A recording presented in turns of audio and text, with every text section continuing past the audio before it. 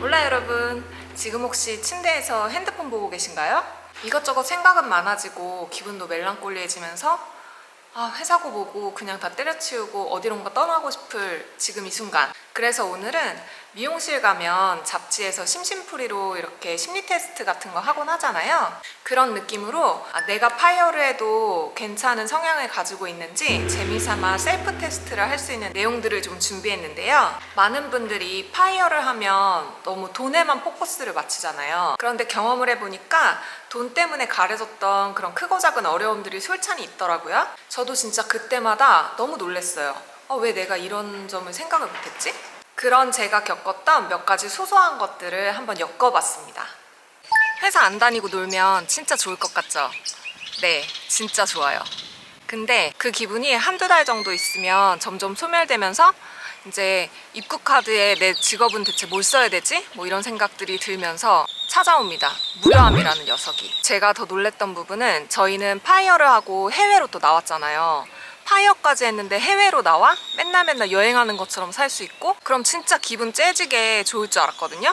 이런 얘기 들으면 되게 배부른 소리 하고 있다. 저도 이런 생각이 드는 제 자신이 진짜 어이없었거든요. 정말 배돼지가 부른 거 아니야? 한국에서 누리던 것들을 다 버리고 해외에 나와서 소박하게 살아야 되겠다고 결심한 계기가 행복한 삶에 대해서 생각하면서부터였어요.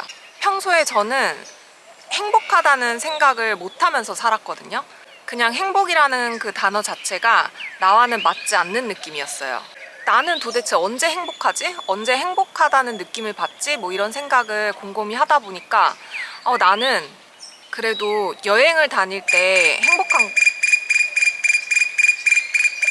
여행을 할 때 행복함을 느끼더라고요. 그럼 매일 여행하듯이 살면 매일 행복하겠구나. 많이들 하는 말인데 진짜 여행과 생활은 엄연히 다르고요. 뭐 이제 많아진 시간 동안 매일 여행을 다니거나 뭐 취미가 있거나 혼자 뭔가에 심취해 있다 이런 분들은 맞을 수 있어요. 그런데 진짜 항상 여행하는 것도 쉬운 일은 아닌 것 같아요. 저는 사람한테는 적당한 휴식이 필요하고 내 집이, 내가 쉴 수 있는 집이 필요하다고 생각하거든요. 그리고 저희는 해외에 나오자마자 이제 코로나 때문에 2년 정도 갇혀서 지냈고 그 흔한 외식도 못하는 상황이어서 그런 무료함이 더 크게 와닿았던 것 같아요. 코로나 때문에 이혼율이 급증했다는 기사도 보셨을 거예요. 파이어는 한마디로 표현하면 지금부터 우리 집은 쭉 죽을 때까지 코로나 시대다 이렇게 생각하면 편하실 것 같아요. 24시간 이제 붙어 있게 되는 거죠. 그런데 뭐 이번 코로나 때 집에 같이 있으면서 우리는 너무 잘 지냈고 더 너무 좋았고 서로만 있으면 너무 행복하고 너무 좋아요. 그리고 뭐든지 우리는 다 같이 하면 좋아요. 뭐 이런 분들은 인정. 회사 생활을 같이 하고 그럴 때는 같이 있는 시간이 더 소중하고 뭐 반갑고 그렇겠지만 이렇게 많아지면 어느 한정선을 넘어섰다 그러면 좀 부담스럽고 답답하고 저희도 이제 결혼한 지 10년 차가 됐거든요. 그러니까 보통의 사람들도 10년 차가 되면 위기가 한 번씩 온다고들 하잖아요. 근데 매일매일 붙어있는 생활을 이제 막 4년 막 이렇게 한다고 해보세요. 그러면 물론 적응도 많이 됐지만 그만큼 뭔가 고비들이 더 있었겠죠? 많은 분들이 저랑 비슷한 평범한 분들일 거잖아요? 평범한 분들이 더 둘이 있는 걸 좋아하나? 처음에 해외에 딱 와서 이제 정착을 할 때 많은 굵직굵직한 것들을 해결해야 될 일들이 있잖아요. 그럴 때 한국에서 하는 것도 되게 까다롭고 중요한 문제들인데 이제 언어가 잘 안 통하고 우리가 시스템을 모르는 나라에서 그런 큰 일들을 하다 보니까 서로 되게 날카로워져 있단 말이에요. 그러니까 그 상태에서 누구 하나 성냥에 불 붙이냐 이렇게 항상 이어져 가는 거예요. 그러다 보면 뭐 좋은 직장 다니다가 왜 내가 이런 데 와서 이런 대접을 받아야 되냐 뭐 너 때문이다 너 때문이다 막 그러면서 막 갈등이 고조되고 뭐 그렇게 되죠. 한국 사람들은 교육받기를 어떤 다수에 속해 있을 때 안정감을 느끼곤 하잖아요. 그래서 유리 멘탈의 소유자의 경우는 나만의 삶을 살자 그리고 멋지게 파이어를 외치고 나서도 다시 처음에 내 선택에 대해서 자꾸만 되새김질하게 되고 내가 정말 괜찮은 선택을 한 게 맞는지 내가 선택한 방향이 맞는지, 나도 다른 사람들처럼 저렇게 살아야 되는지 자꾸만 흔들리게 된단 말이죠. 그래서 자신의 신념에 확고해야 앞으로 펼쳐질 파이어의 삶에 더욱 집중하고 즐길 수 있을 것 같아요. 만약에 주변 사람들의 말에 잘 휘둘리는 사람이라면 무엇보다도 자신의 내면이 조금 힘들 것 같아요. 좀 결혼하고 비슷한 것 같아요.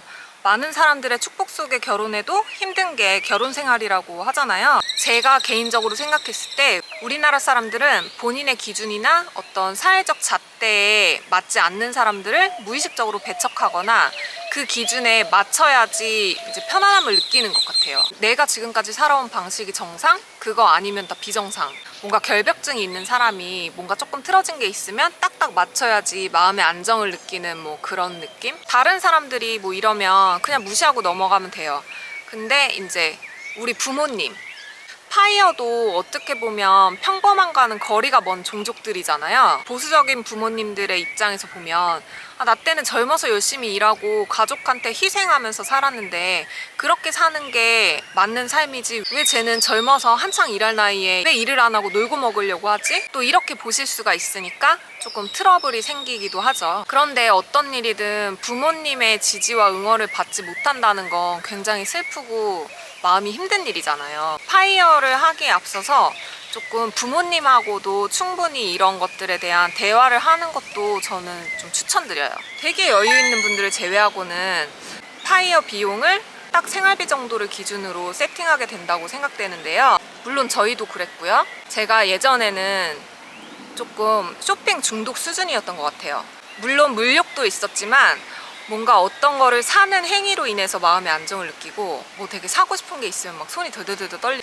근데 이제 저희가 한국에 집을 정리하면서 저희가 24평짜리 아파트에 살았는데 그렇게 많은 물건들이 그 집에서 나올 줄 몰랐어요. 그것도 제 물건이. 근데 또 그런 것들을 다 버려야지 되는데 제가 물건을 또 험하게 쓰는 스타일이 아니어서 옷 같은 것도 몇 번 입지 않은 것들도 많고 막 새 것도 있고 그 새 거 같은 물건들을 다 버려야 되는 게 너무 아깝더라고요. 그리고 실제로 그 버려야 되는 양들을 눈으로 보니까 내가 얼마나 그동안 낭비를 하고 있었는지 실감이 되더라고요. 그래서 그때부터 나는 이제 모든 걸 버리고 내려놓고 미니멀 라이프를 즐겨야겠다. 근데 사람은 망각의 동물이고 잘 고쳐 쓰지 못한다고 하잖아요. 저도 이제 이곳 생활에 적응이 되고 이 생활에 익숙해지다 보니까 그런 욕망들이, 내 안의 욕망들이 다시 슬금슬금 올라오기 시작했어요. 그래서 요즘은 뭐 마음을 비우는 명상 같은 거라도 해야 되나 뭐 이런 생각을 하고 있거든요. 한국은 일단 굉장히 트렌드에 민감하고 남들이 나를 어떻게 보는가 이게 굉장히 중요하잖아요. 남들이 보는 시선?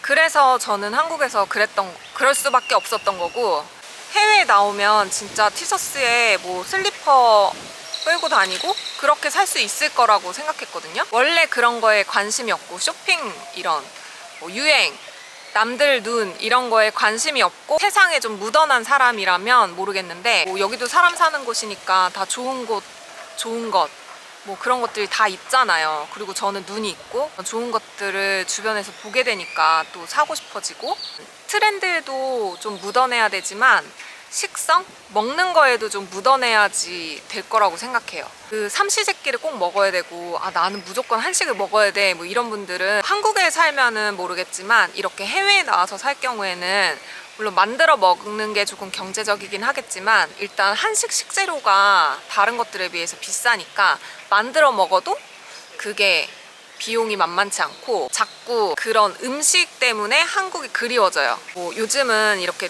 한국 TV 프로그램 보면 먹는 장면이 엄청 나와요. 여기서는 먹을 수 없는 음식들이 나오면 되게 먹고 싶고 그 음식으로 인해서 어떤 추억이 소환되면서 가고 싶고 좀 입맛도 조금 무던하게, 만약에 파이어를 하고 한국에 사셔도 그냥 한 끼 정도는 대충 때울 수 있는, 이제 몸은 계속 늙어가니까 병원에 갈 확률은 높아지게 되죠. 한국에 있으면 일단 의료, 뭐 병원 이런 게 잘 되어 있고 또 보험을 잘 들어놨으면 괜찮은 문제일 수도 있는데 저희처럼 해외에 나오게 되면 진짜 내가 건강한 거 아니고서야 방법이 없겠더라고요. 저희는 일반 사설보험을 들고 있는데 어떤 돈이 많이 들어가는 질병이나 사고 아니고서는 커버가 안 되고요. 일반 병원은 한 번 가면 한 5만 원 정도 든다고 생각을 하면 되는데 여기 의사들은 조금 제너러스하다고 해야 되나? 웬만해서는 다 괜찮다고 해요. 괜찮아 이거 뭐 연고만 바르면 다 나아질 거야, 뭐 이런 식으로 진료를 하니까 병원에 가도 별로 실효성이 없게 느껴져서 괜히 병원에 가서 돈만 썼다 뭐 이런 생각이 들곤 하더라고요. 오늘 제가 말씀드린 내용들은 그렇게 심각하게 받아들일 건 없고요. 그냥 간과할 수 있는 문제점들, 작은 것들을 제가 모아놓은 거예요. 그리고 극복할 수 있는 문제들이고요. 저도 현재 극복 중이고요. 얼마 전에 구독자 1000명이 됐어요. 그래서 너무 진짜 제 미천한 영상들을 봐주시는 거에 대해서 너무 감사드리고, 제 작은 바람은 파이어든 딩크든 뭔가 계획하고 계시는 제 구독자분들이 조금이나마 수월하게 소프트 랜딩 하셨으면 좋겠고요. 이 영상을 보시는 모든 분들이 각자의 행복을 찾는 그날까지 제가 여기서 응원합니다.